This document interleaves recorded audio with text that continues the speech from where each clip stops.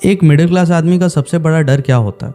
उसके worst fear में से एक होता है कि उसका कोई फैमिली मेम्बर जो है वो किसी हॉस्पिटल में किसी बड़ी बीमारी को लेकर के भर्ती हो जाए। अब हॉस्पिटल वाले ना इतना चार्ज लगाएंगे, इतने उसकी दवाओं के ऊपर बिल आएंगे ना कि कितनी भी सेविंग हो वो सब की सब खत्म हो जाएगी। और जिसके ऊपर ये चीज़ बीतती है वही ये चीज़ एक्चुअली में समझ पाता है। जब तक आदमी बीमार नहीं पड़ता तब तक उसको इन सब चीज़ों की फ़िक्र नहीं होती है। इसी चीज़ को, इसी मतलब स्पेक्ट्रम को बहुत अच्छे से एक्सप्लोर करने का काम करती है मूवी द सिग्नेचर। ये मूवी G5 पे रिलीज़ हुई है 4 अक्टूबर को, स्टारिंग अनुपम खेर। इनके अलावा इसमें महिमा चौधरी, रणवीर शौरी, अनु कपूर, तो अच्छा खासा मतलब एक एक्टर्स का स्टार कास्ट है। और एक्चुअली मैं एक्टर्स बोल रहा हूँ मैं क्योंकि सब ने लगभग अपना रोल जो है वो अच्छे से प्ले किया है।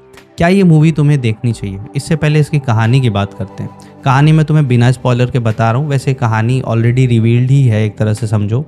इस मूवी को देखो एक्चुअली में उसके इमोशनल ड्रामा की वजह से, मतलब वो मूवी तुम्हें कई कई जगह पे इमोशनल कर देगी, तुम्हारी आंखों में आंसू आ जाएंगे अगर तुम इस चीज़ को फील कर रहे हो तो। इस टाइम बॉक्स ऑफिस पे बहुत सारी over the top action entertainer movies जो है वो रिलीज़ होती रहती हैं। उन मूवीज़ को हम देखते हैं, तालियां बजाते हैं, सीटी बजाते हैं, खुश होकर के अपने घर चले जाते हैं और उनके बारे में भूल जाते हैं। वो कोई इम्पैक्ट जो है हमारे ऊपर नहीं डाल पाती। बट ये मूवी एक्चुअली में इम्पैक्ट डालती है कि अगर तुम रिस्पॉन्सिबल पर्सन हो अपने घर के तो एक हेल्थ इंश्योरेंस तो इस मूवी को देखने के बाद ले ही लोगे। कहानी जो है वो बिना किसी लाग लपेट के सीधे मुद्दे से शुरू होती है कि एक एल्डरली कपल है, अनुपम खेर और उनकी वाइफ का, जो लोग यूरोप ट्रिप पे जा रहे हैं। अब एयरपोर्ट पे उनकी वाइफ जो है वो कोलैप्स कर जाती है और बाद में पता चलता है कि ब्रेन हैमरेज हो गया, जिसकी वजह से उनको लाइफ सपोर्ट पे रखा गया है। 8 दिन बीत चुके हैं हॉस्पिटल में और इसके बाद डॉक्टर जो है वो उनको DNR फॉर्म भरने को कहते हैं, जिसका मतलब होता है कि पेशेंट की जो रिकवरी नहीं हो रही है इस वजह से लाइफ सपोर्ट जो है वो हटा लिया जाएगा। मेडिसिन्स वगैरह चलती रहेंगी, अगर रिकवरी हो गई तो ठीक है, अदरवाइज़ तुम समझ सकते हो। तो उनका बेटा जो है वो DNR फॉर्म पे साइन कर देता है और अनुपम खेर जो है वो इस पे साइन करने से इनकार कर देते हैं। वो कहते हैं कि जब तक मैं ज़िंदा हूँ, जब तक मैं मतलब लड़ सकता हूँ, तब तक अपनी वाइफ के लिए लड़ूंगा और पैसे का अरेंजमेंट करता रहूँगा। इस पूरी मूवी में तुमको ये चीज़ देखने को मिलेगी कि किस तरीके से वो मतलब एक एक रुपए के लिए कहाँ कहाँ जाते हैं और किस तरीके से पैसों का अरेंजमेंट करते हैं। इस मूवी का क्लाइमैक्स जो है वो एक्चुअली में गोल्ड है यार। मतलब तुम एक्सपेक्ट नहीं कर रहे होगे कि क्लाइमैक्स इस मूवी का ऐसा होने वाला है।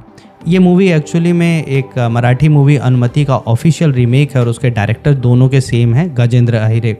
और अनुमति मूवी को नेशनल अवार्ड जो था वो मिल चुका है ऑलरेडी। कहानी के अपने पॉजिटिव्स और नेगेटिव्स हैं। पॉजिटिव्स में बात करूं तो अनुपम खेर की एक्टिंग, मतलब समझो कि उन्होंने इस कैरेक्टर को नेल कर लिया है। मतलब जब भी वो स्क्रीन पे होते हैं उनके जो इमोशंस हैं ना उसको तुम फील कर सकते हो अगर तुम दिल से इस मूवी को देख रहे हो तो। पर्सनल कोई ग्रज नहीं रखते हो अनुपम खेर से तो इस पर्सनल ग्रज से एक बात याद आई मुझको कि इस मूवी को देखने के बाद मेरी आदत है कि जब मैं मूवीज़ देखता हूँ उसके बाद 1-2 क्रिटिक्स के रिव्यू पढ़ता हूँ, कुछ वेबसाइट्स पे जा कर के, यूट्यूब पे जा कर के। और एक्चुअली में मैंने एक रिव्यू देखा जिसमें इस मूवी को 1 स्टार दिया है 5 में से। तुम भी इस मूवी को देखोगे और मेरी बात से एग्री करोगे कि ये मूवी 1 स्टार तो कहीं से भी डिज़र्व नहीं करती। तुमको कितनी भी ख़राब लगेगी तुम इसको 2.5 स्टार 3 स्टार दोगे, बट 1 स्टार बिल्कुल नहीं। तो वो समझ में आता है कि जिसने भी वो रिव्यू किया है, अनुपम खेर जो है उसको बिल्कुल नापसंद है। उसका बस चलता तो 0 दे देता, बट पॉसिबल नहीं है, इसलिए उसने 1 स्टार दिया है। मूवी के अगर नेगेटिव्स की बात करूँ तो बीच बीच में 1-2 सीन्स ऐसे आते हैं जब मूवी जो है वो थोड़ी स्लो हो जाती है, स्पेशली जब महिमा चौधरी का कैरेक्टर मूवी में इंट्रोड्यूस होता है, लास्ट के मतलब पार्ट में ही आती हैं वो। वहाँ पे कहानी जो लगती है थोड़ी सी 5-10 मिनट के लिए स्टॉल हो जाती है। इसके अलावा रणवीर शौरी के कैरेक्टर का थोड़ा और अच्छे से यूज़ किया जा सकता था। अगर तुमको लग रहा है कि इस मूवी में मतलब थ्रू आउट रणवीर शौरी का कैरेक्टर तुमको देखने को मिलेगा, तो ऐसा नहीं है। वो 5-10 मिनट के लिए ही मूवी में आते हैं और अपना एक अच्छा इम्पैक्ट जो है वो छोड़ करके चले जाते हैं। अनु कपूर का कैरेक्टर जो है वो अनुपम खेर के फ्रेंड का उन्होंने रोल किया है इसमें, और वो भी अपना पार्ट जो है वो अच्छे से निभाते हैं।